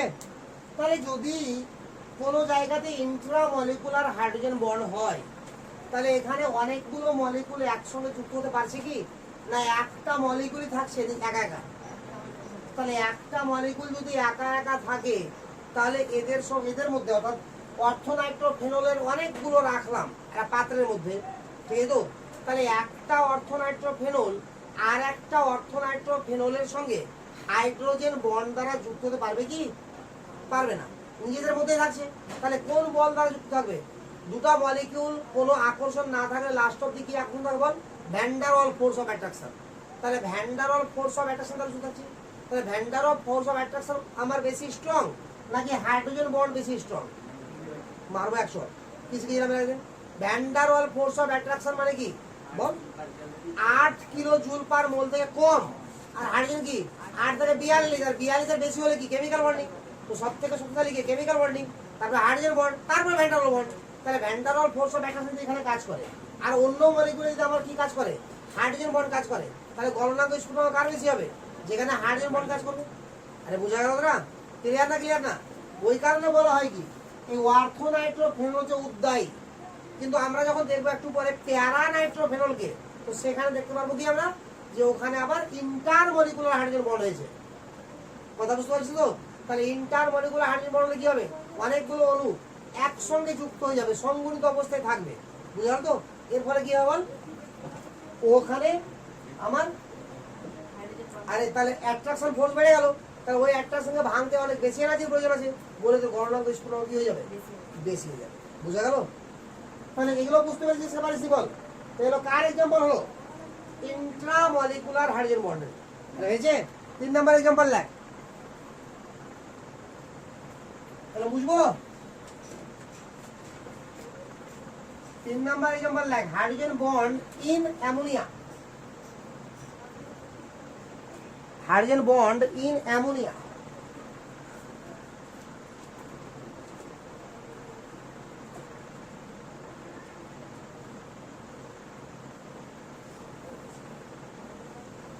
অ্যামোনিয়া তো দেখো অ্যামোনিয়া কি হবে,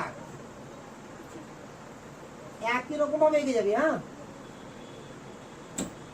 হাইড্রোজেন দিলি এখানে এভাবে দিই,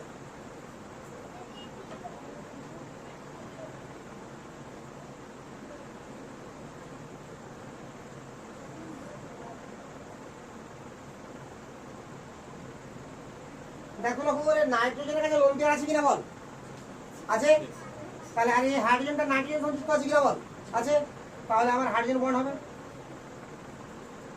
তাহলে হাইড্রোজেন যার সঙ্গে হাইড্রোজেন বন্ড করবে তার কাছে কি থাকা উচিত বল, আর সেটা কে কে হওয়া উচিত, হাইলি ইলেকট্রোনাইটেড হওয়া উচিত।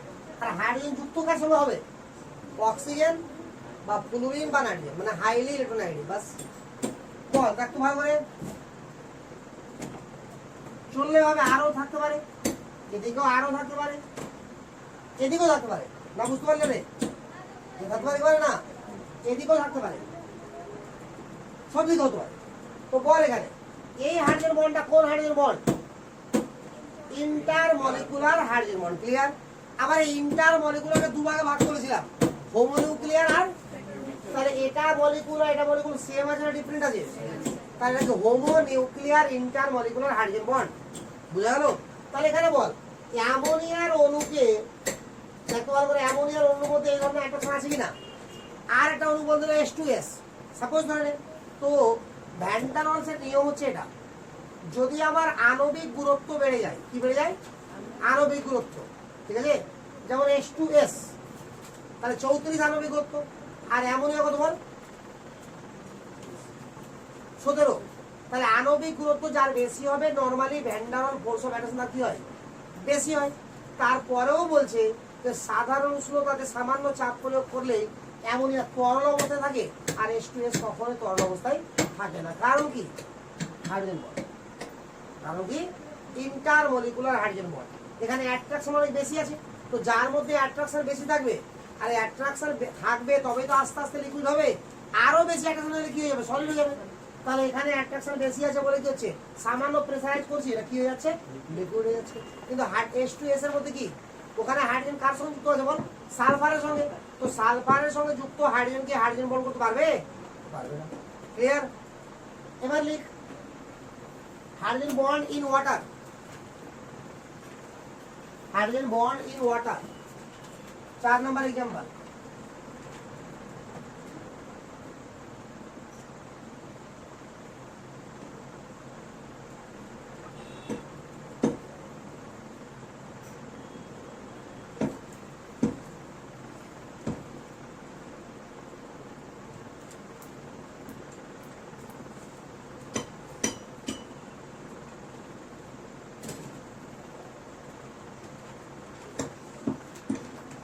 भेजा এই যে হাইড্রোজেন হবে কি না বলে রাখতো,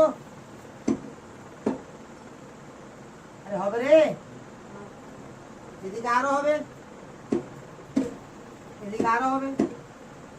কোন হাইড্রোজেন বন্ড হয়েছে বল, ইন্টারমলিকুলার হোমোনিউক্লিয়ার, হোমোনিউক্লিয়ার ইন্টারমলিকুলার হাইড্রোজেন বন্ড। এখানে কি হয়েছে বল, বল, আরে ওটা ছাড় না, এখানে যেটা হয়েছে শুরু ভালো করে আগে, যেখানে আমার জলের অণুগুলো হাইড্রোজেন বন্ড দ্বারা একে অপরের সঙ্গে যুক্ত আছে, শক্তিশালী হাইড্রোজেন বন্ড দ্বারা আছে কিনা, বলে জল কি হয়, সাধারণ উষ্ণতাতে তরল হয়ে যায়। তাহলে এখানে কি অ্যামোনিয়ার থেকেও ফোর্স অফ অ্যাট্রাকশন কি আছে, বেশি আছে। কেন বেশি আছে বল? কারণ নাইট্রোজেন থেকে অক্সিজেনের তড়িৎদ্বিনাত্মকতা কি আরো বেশি। তাহলে হাইড্রোজেনকে অনেক বেশি পোলারাইজ করতে দিবে। তো যেখানে পোলারাইজ বেশি হবে সেখানে কি হবে, তাহলে হাইড্রোজেন বন্ডটা স্ট্রং হবে না উইক হবে? স্ট্রং হবে। তাহলে ওই যে পিকচারে গেছিলাম ভালো না লম্বা একটা গেছিলাম নন পেয়ার, ওখানে পিক একটা বেশি ছিল, তাহলে ওটা কি স্ট্রং হাইড্রোজেন। বোঝা গেল ব্যাপারটা না? বোঝা গেল না? ক্লিয়ার রে? তাহলে এভাবে যুক্ত হতে পারবে। এবার লিখ 5 নম্বর লাইক হাইড্রোজেন বন্ড ইন প্যারা নাইট্রোফেনল। হাইড্রোজেন বন্ড ইন প্যারা নাইট্রোফেনল।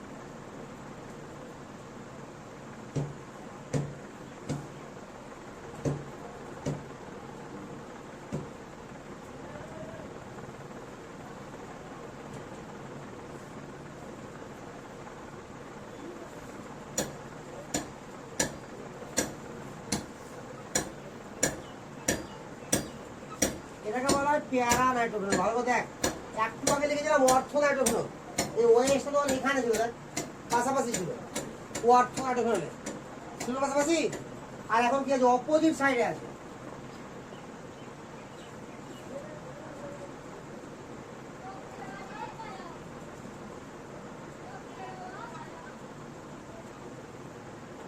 তাহলে বল এবার প্যারা নাইট্রোফেনলে কোন কি বর্ণ হয়েছে বল, কি ধরনের হাইড্রোজেন বন্ড হয়েছে বল? আরে হেট্রো হয়নি এখনো, সেটা পরে শেখাচ্ছি, বল আগে। তাহলে ইন্টার মলিকুলার হাইড্রোজেন বন্ড হয়েছে কিনা? তাহলে অনেকগুলো অণু একসঙ্গে যুক্ত থাকছে, থাকে তো। বলে এখানে কোশ্চিন হয় যে অর্থনাইট্রোফেনল উদ্দায়ী কিন্তু প্যারানাইট্রোফেনল অনুদ্দায়ী কেন? উদ্দায়ী মানে কি সহজে বাষ্পীভূত হয়ে যাবে, আর প্যারানাইট্রোফেনল সহজে বাষ্পীভূত হবে না, মানে বাষ্পীভূত করতে অনেক বেশি এনার্জি লাগে। বুঝা গেল তো? তখন আর কি বলা হবে? অনুদ্দায়ী। কারণটা দেখেন এখানে কি হচ্ছে, ইন্টার মলিকুলার হাইড্রোজেন বন্ড হচ্ছে, বলে অনেকগুলো মলিকুল একসঙ্গে কি হচ্ছে সংগঠিত অবস্থায় যুক্ত অবস্থায় থাকছে, বলে এক একটা মলিকুলকে আলাদা করতে কি হচ্ছে প্রচুর পরিমাণে এনার্জির প্রয়োজন হচ্ছে, বলে কি হচ্ছে এটা অনুদ্দায়ী। কিন্তু অর্থনাইট্রোফেনল কি ছিল? ইন্ট্রামলিকুলার হাইড্রোজেন বন্ড হয়েছিল, বলে একটা অণু এমনিতেই মুক্ত অবস্থায় ছিল, বলে কি হচ্ছে সাধারণ শব্দে কি ওটা উদ্দায়ী। আরে বুঝে গেছে? আরে বুঝবো এটা না বুঝবো না?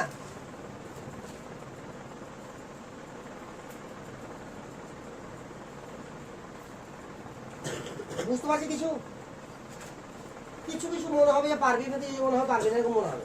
এরপর দিন দেবেন আজ চ্যাপ্টার শেষ, আগে আসলে আরো পারতিস না, লাস্ট দিন এসছিস তো সুবিধা। আচ্ছা হয়েছে রে?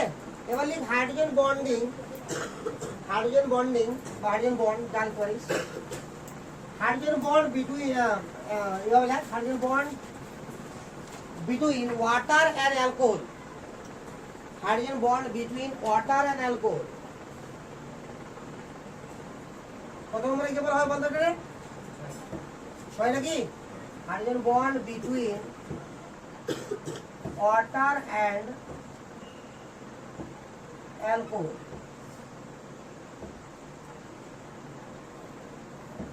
তাহলে ওয়াটার মানে জল, আর অ্যালকোহল কিভাবে লিখতে হয় দেখ, ROH জানিস তো ভালো করে, হয়ে যাবে। এবার দেখ আমি একই রকম ভাবে লিখছি, দেখ ROH, তারপরে ওয়াটার, আবারও ROH, আবারও ওয়াটার। খুব ভালো করে দেখতো, বাকি কাজটা আর কোন চিন্তা নাই। দেখ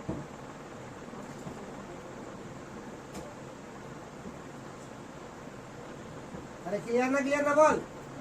তাহলে এখানে দেখ হাইড্রোজেন বন্ডটার নাম কি? Intramolecular sorry হেট্রোনিউক্লিয়ার intermolecular hydrogen bond, এটা বলতে চাইছে। দুটো আলাদা যায়, দেখো এটা অ্যালকোহল, এটা জল। আরে আছে এবার, তাহলে এটা কি বলা হবে? হেট্রোনিউক্লিয়ার ইন্টারমলিকুলার হাইড্রোজেন বন্ড।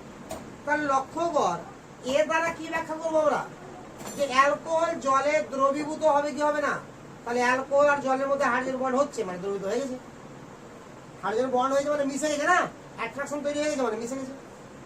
বুঝতে পারলে এবার? আরে ক্লিয়ার না? ক্লিয়ার না?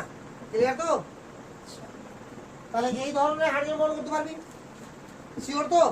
আচ্ছা, আজকে মাঝখানে যেটা কোশ্চেন দিয়েছিলি লক্ষ্য করে এবার তো কোশ্চেনটা আমি সলভ করছি দেখ, এটা মিটাবো, তারপরে এক্সাম্পল বাড়ছে আগে, এটাও তুলে নিতে হবে সবাই। এবার এখানে লিখতে পারতাম আমি যে হাইড্রোজেন বন্ড ইন গ্লিসারল, ওটা গ্লিসারলের সঙ্গে, তো লক্ষ্য কর আগে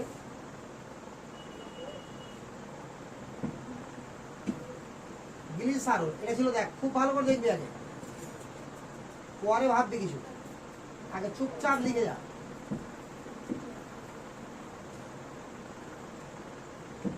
আছে বল, এই হাইড্রোজেনটা হাইড্রোজেন বন্ড করবে কি করবে না? করবে। এই হাইড্রোজেনও করবে, এই হাইড্রোজেনও করবে, করবে তো রে। তো আমি কি করলাম, যে গ্লিসারলের একটা অণু আর একটা অণু নিলাম এবারে,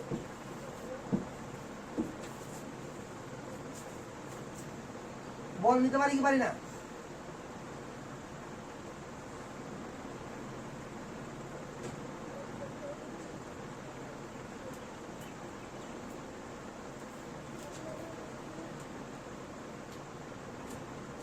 বল গ্লিসারল এটাই তো আছে না, তো বল তো হাইড্রোজেন বন্ড হবে কি হবে না?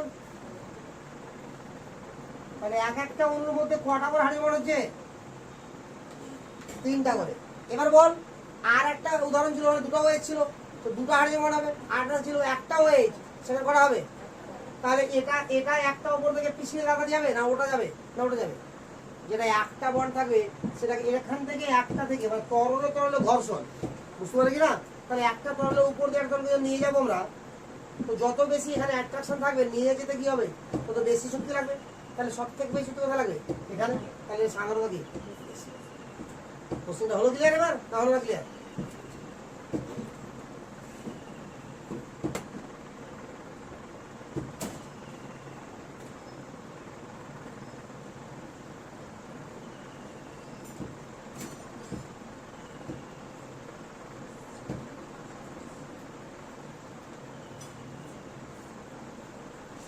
এবার লিখ hydrogen bond in ice, hydrogen bond in আইস।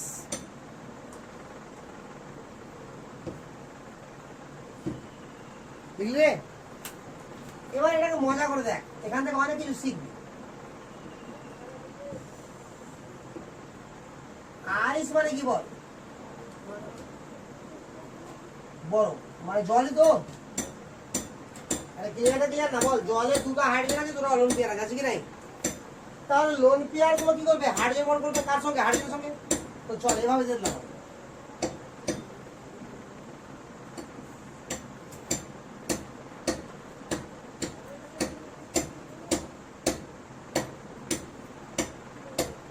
বল এর সঙ্গে হাইড্রোজেন বন্ড হবে কি হবে না?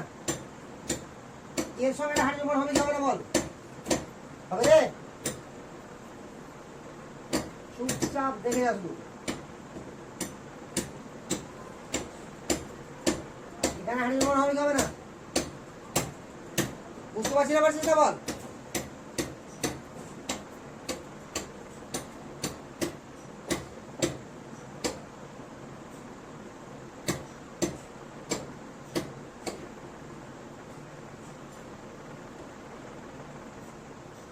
বল এখানে হাইড্রোজেন বন্ড হবে কি হবে না? হবে। তাহলে এইভাবে কি হয়, বিভিন্ন দিক থেকে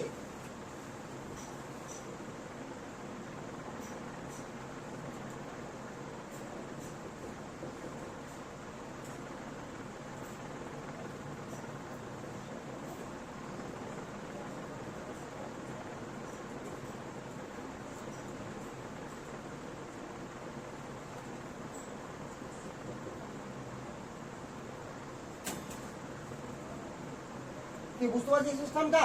তো বল এক জলের এক একটা অণু কটা করে হাইড্রোজেন বন্ড করবে? 4টা করে। দেখো করে দুটো লোন পেয়ার আছে, দুটো লোন পেয়ার দুটো হাইড্রোজেন সহ করবে, আবার দুটো হাইড্রোজেন আছে, দুটো হাইড্রোজেন দুটো করবে। তাহলে কটা মোট হাইড্রোজেন বন্ড হবে জলের? 4। ক্লিয়ার না? ক্লিয়ার না বল আগে আমাকে, ক্লিয়ার তো? তাহলে এইভাবে যুক্ত থাকে। এবার লক্ষ্য কর, জলের একটা অণু আর একটা অণুর সঙ্গে হাইড্রোজেন বন্ড আছে। আরো ভালো করে দেখলে টেট্রাহেড্রাল আছে গঠনটা, সেটা দেখাতে চাইছি না আমি।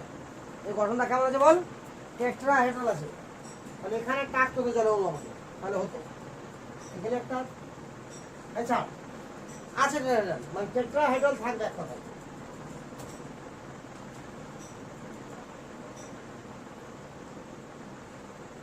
এরকম ভাবে টেট্রাহেড্রাল থাকবে, ঠিক আছে? এরকম ভাবে টেট্রাহেড্রাল থাকবে, এরকম ভাবে। তাহলে এখানে জল অণু হবে একটা, বুঝতে পারলে তো? আবার এটার সাপেক্ষে এটা আছে কিনা, তাহলে এখানে আরেকটা হবে, দিয়ে আবার টেট্রাহেড্রাল হবে। সব দিক থেকে কি থাকবে? টেট্রাহেড্রাল থাকবে, ঠিক আছে তো?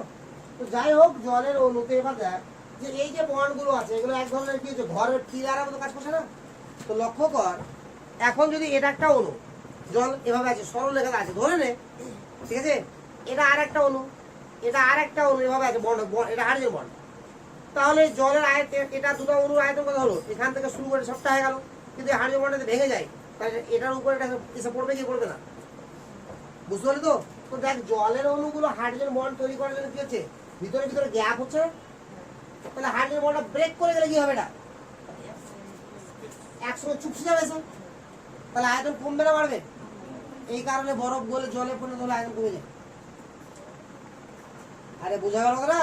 কারণ বরফের মধ্যে কি থাকে? Hydrogen bond. ক্লিয়ার না? ক্লিয়ার না বল? আরে হয়েছে? এবার লেখ হাইড্রোজেন বন্ডিং ইন এইচএফ।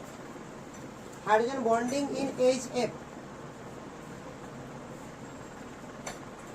এখানে মনে রাখবি কি টেট্রাহেড্রাল হবে। হ্যাঁ, গঠনটা কি হবে মনে রাখবি? আইসের মধ্যে টেট্রাহেড্রাল। আর কি মনে রাখবি যে একটা হাইড্রোজেন, সরি, একটা জলের অণু ম্যাক্সিমাম করা হাইড্রোজেন অণু করবে 4টা।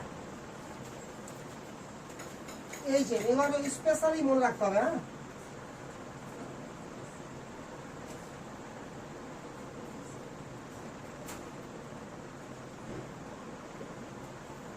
যেভাবে আমি লিখছি সেভাবে লিখবি। হ্যাঁ, অন্য কোনো ভাবে লিখবি না। এবার সবটা চলবে এরকম ভাবে।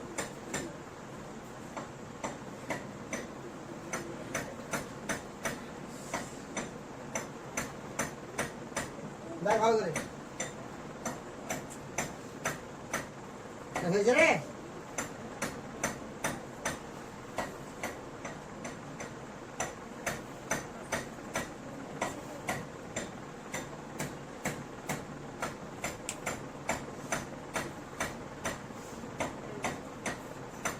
হয়নি?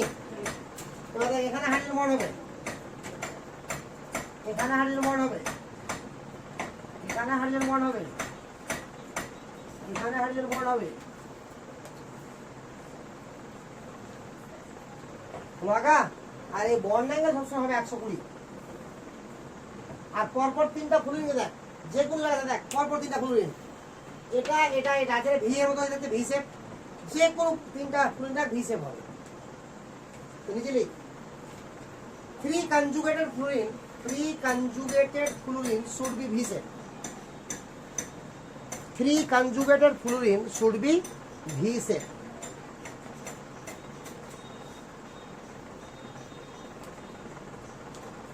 তো যেমন অ্যালকোহলের সঙ্গে আমরা কি দেখালাম বল? জল দেখালাম। তেমন অ্যালকোহলের সঙ্গে জলের সঙ্গে অ্যামোনিয়া দেখানো যাবে, অ্যালকোহলের সঙ্গে অ্যামোনিয়া দেখানো যাবে। যাবে কি না? ওগুলো সব কি হবে বল? হেট্রোনিউক্লিয়ার ইন্টারমলিকুলার হাইড্রোজেন বন্ডিং। তো যখনই হেট্রোনিউক্লিয়ার ইন্টারমলিকুলার হাইড্রোজেন বন্ডিং হবে তখন কি হয় বল? ওটার মধ্যে ওটা দ্রবীভূত হয়ে যায়। ক্লিয়ার? তাহলে হ্যাঁ বল। আরে সবসময় 120, সবসময় 120, ঠিক আছে? এবার লিখ hydrogen bonding in CuSO4.5H2O।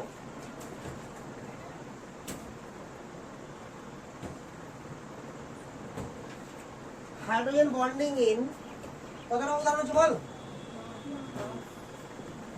.5H2O, তুতে বলা হয় তুতে, ঠিক আছে তো? Cu2+,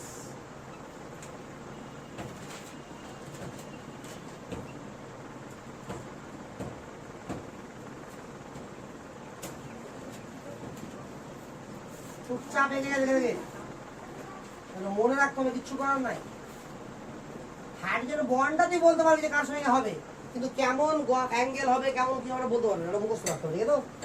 ওরা বেশি না, ওরা কার কার মনে রাখতে হবে বললাম? আইসের টেট্রাহেড্রাল হবে, আর এইচএফ এর 120 ডিগ্রি হবে, আর কপার সালফেট, আর কারো মনে রাখতে হবে না। বাকি শুধু হাইড্রোজেন হবে কি হবে না বাস।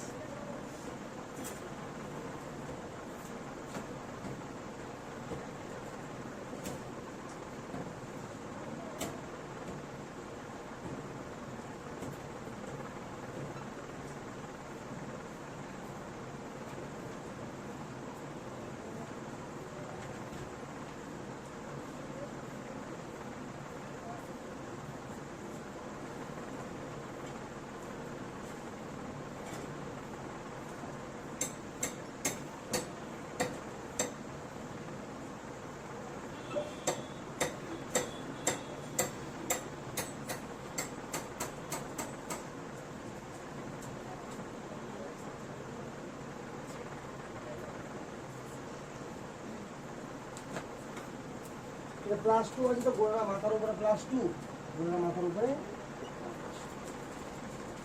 আর এই +2 এটা গোড়াটা +2 আছে রে, দেখতো এটা গোড়াটা কি আছে -2। এপারের সঙ্গে এপারের অ্যাট্রাকশন থাকবে, ওটাকে বলা হয় তড়িৎ যদি অ্যাট্রাকশন।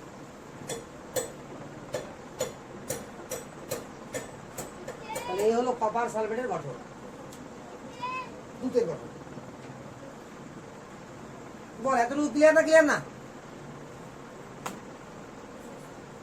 তাহলে হাইড্রোজেন বন্ডিং এর সাহায্যে এবার এক্সপ্লেন করতে পারবি কি পারবি না যে কোনো মলিকিউল কার মধ্যে দ্রবীভূত হবে, কে লিকুইড, কে সলিড বা কে গ্যাস, কার বয়লিং পয়েন্ট মেল্টিং পয়েন্ট বেশি। ক্লিয়ার না? এর বই খুলে দেখবি প্রচুর কোশ্চিন আছে, এক জায়গাতে লেখা আছে। হাইড্রোজেন বন্ডিং এর শেষে দেখ 20-22টা কোশ্চিন আছে, দেখ বরাবর দেখ হাইড্রোজেন লেখা আছে, কোশ্চিন অ্যান্সারই করা আছে চ্যাপ্টারের মধ্যে, ভিতর বাইরে না, চ্যাপ্টারের মধ্যেই, মানে অনুশীলনী শুরু হওয়ার আগে বা পরিচ্ছেদ শেষ শুরু হওয়ার আগে দেখ, যেখানে হাইড্রোজেন বন্ড দেখ পেলি রে। হ্যাঁ ও তো দেখ আছে না। আরে কি রে এগুলো কোশ্চিন, হাইড্রোজেন বন্ডের কোশ্চিন আছে না কোশ্চিন এগুলো, তো যেগুলো বললাম সেগুলো সমস্ত কোশ্চিন ওর উপরে বেসিস করে ব্যাখ্যা হয়ে যাবে। তাহলে বইয়ে দেখ 15-20টা কোশ্চিন আছে হাইড্রোজেন বন্ডিং উপরে, আছে না? ওটিকে ভালো করে দেখবি তো সবটাতে যে হাইড্রোজেন বন্ডগুলো আমি লাগালাম না দেখালাম না, এগুলোর সাহায্যে সবটা কি হয়ে যাবে, এক্সপ্লেন হয়ে যাবে। তাহলে আমার তরফ থেকে কেমিক্যাল বন্ডিং চ্যাপ্টার কমপ্লিট। এবার আমরা যে চ্যাপ্টারই করি না কেন আর টাইম খুবই কম লাগে। এবার দেখতে পাবি নেক্সট চ্যাপ্টার যখন পড়াবো তখন টাইম কত কম লাগে, দেখি কি করা যায়। আর তো পড়ে লাভ না কিছু, বুঝতে পার একদিন ধরে পড়ছিলাম মানে বুঝতে পারছি না যে পড়ে কিছু লাভ নাই। যা পড়াবো খাতাটা পড়লেই হলো বাস, বইতে কিচ্ছু দেখতে হবে না, বইয়ের প্রশ্ন খুঁজ বাস শেষ। তাহলে এখান থেকে